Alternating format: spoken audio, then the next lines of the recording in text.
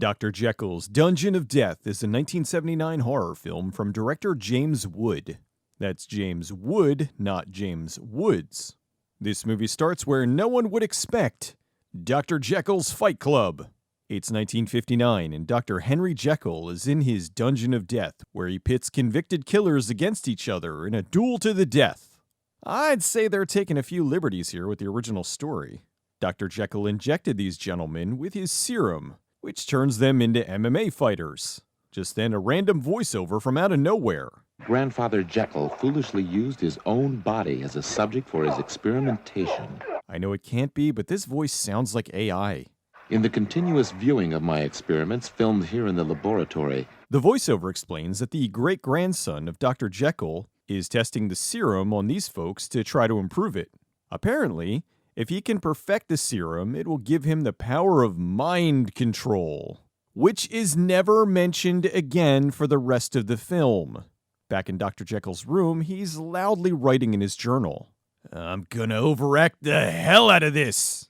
I hope that I can gain my revenge.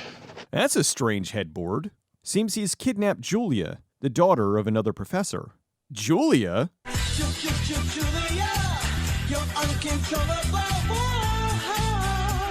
He's madly in love with her, and figured this is the best way to get her to love him back. It's midnight and there's a knock at the door. It's Professor Atkinson, Julia's father. Dr. Jekyll told him that Julia was dead, and he's come to see the body. Then, from out of nowhere, I did not alter this. I can't believe my daughter is dead.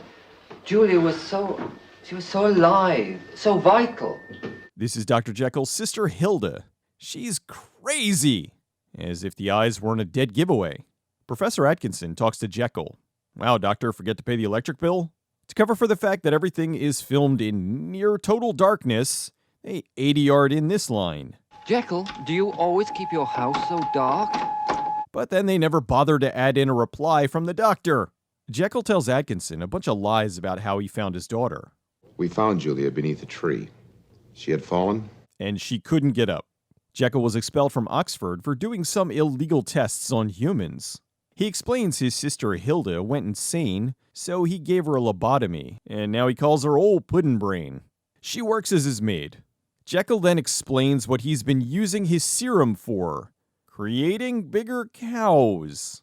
As you know, Professor, I've developed a fine new crossbreed of cattle here in America, yielding 30% more edible meat. The professor then turns in for the night. Jekyll heads back to his room. He's here. Revenge is in my grasp. Good grief, dude, inner voice. He's right downstairs. Maybe don't announce it to the whole house? Just then, Jekyll's assistant Boris arrives with some fresh victims. I don't know, maybe you should bring them in through a garage instead of out in the open where anyone can see them? Like this crew member hiding behind a tree? Oh no, look at how Boris is moving. It's the Black Torgo! In the dungeon, Jekyll has his two new fighters that he injects with the serum and waits for the fireworks.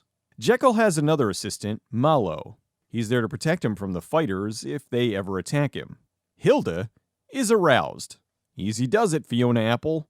Tonight we will find out if the female subject kills more easily than the male. I've heard the female of the species is more deadly than the male. Cat fight!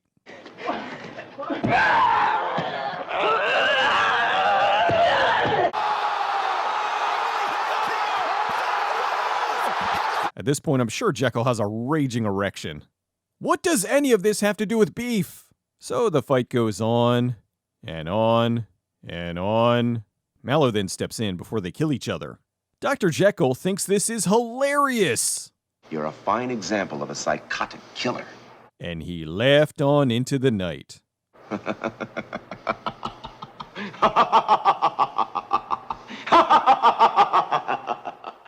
Seems Boris here has feelings for Julia. I will name him George, and I will hug him and pet him. In case it's not clear, Boris has also had a lobotomy. I'm horny, boss. The doctor takes Boris out and gives him a good beating. Oh, this won't come back to haunt him later. Did Jekyll give the professor a sedative? I'm thinking he'd be able to hear the screaming in the house. The next day, the professor comes to see Jekyll. He asks him if he's seen the giant cows. Some of the finest beef cattle I've ever laid eyes on. Well, that's great. Can the audience see them? No, huh? He explains Boris was a fellow student at Oxford, the year that he was expelled. One night after returning to the lab after too much wine, Boris drove us into a ravine. Oh, that Boris. He talks about how they were in a car accident, and the doctor had to scramble his brains to save his life. He sits the professor down to show him a film. The professor is very confused as to why he's watching this. Why, yes, doctor, this is indeed very arousing. But what does it have to do with beef? The doctor talks about the super serum, how it increases their aggression, and somehow makes them all black belts. Neutralizes both frontal lobes, or guilt, or conscience. With the lack of moral compass, they can now be influencers on TikTok. The professor is very offended by all this. That is the most grotesque, the most obscene thing I've seen in my life. Every shot in this movie looks like a room in the Resident Evil Spencer mansion. That night, Julia's screaming. Jekyll tells Julia her father's here and he's going to murder him. The professor's looking for the source of the screams.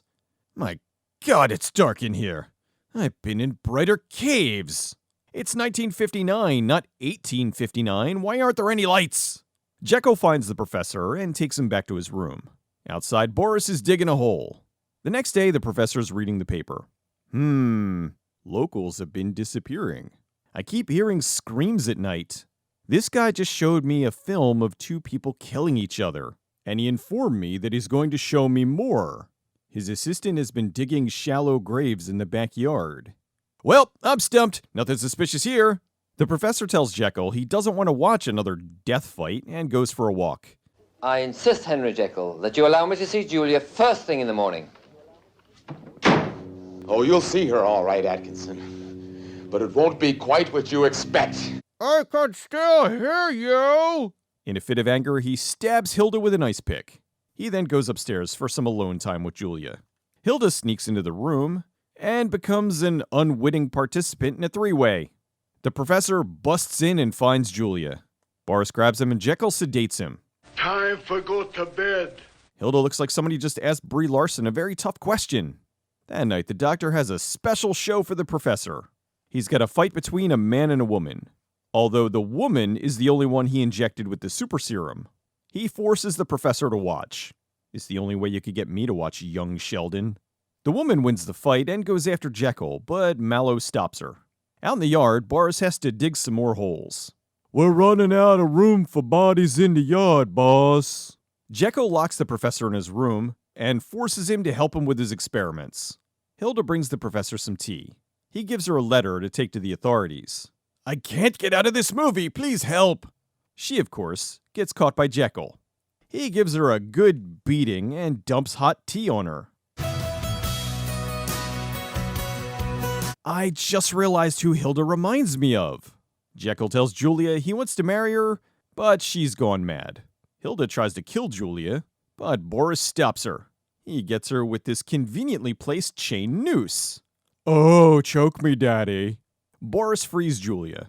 He then goes to see the doctor. Jekyll injects another female fighter. This syringe is empty. Another battle of the sexes. Julia finds the knife that Boris left behind. The fight goes on, but this time the guy wins. He goes to kill Jekyll, but Mallow stops him, and he gets killed in the process. The professor taunts him, so he kills him. Well, Julia's just in time to see her father killed. She tries to get him, but fails. Then Boris tries and gets shot. On his last legs, Boris injects the doctor with the serum, so now, 86 minutes into the movie, he becomes Mr. Hyde. Since Julia's the only one alive, he kills her. Jekyll then laughs hysterically as the police arrive. The end?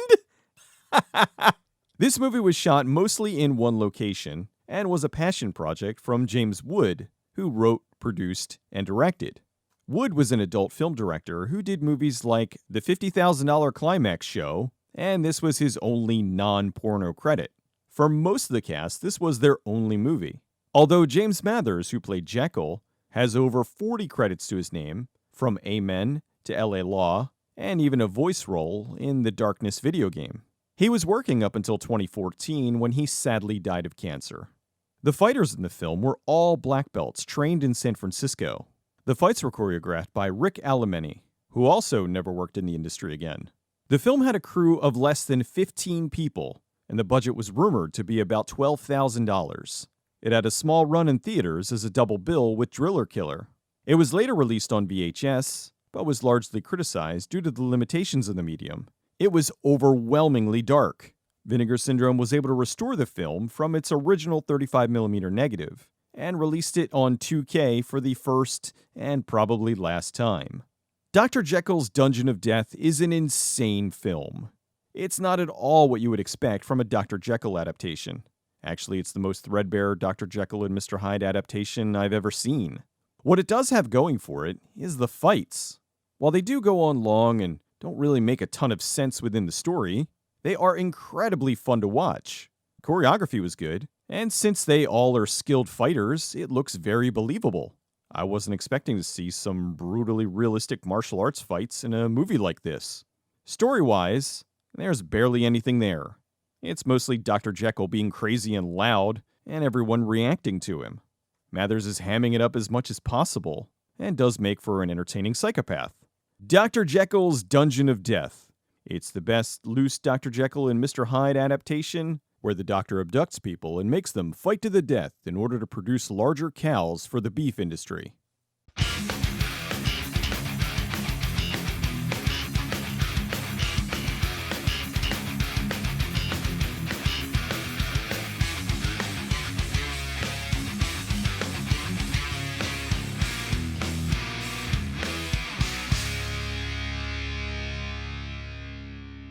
You're a fine example of a psychotic killer.